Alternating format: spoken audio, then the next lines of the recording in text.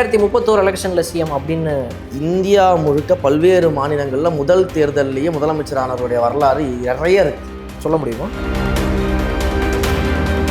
முதல் எலெக்ஷன் அப்படிங்கிறனால முதல் எலெக்ஷன்லேயே சிஎம்ங்கிறத தாண்டி ஒரு அங்கே தான் நீங்கள் போய் நிற்கணும்னு நான் சொல்ல வரல.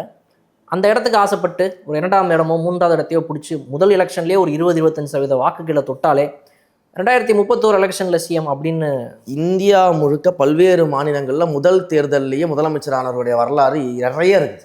சொல்ல முடியுமா? ஏன் இல்லை, என்டிஆர் அவர்களை எடுத்துக்கோங்க.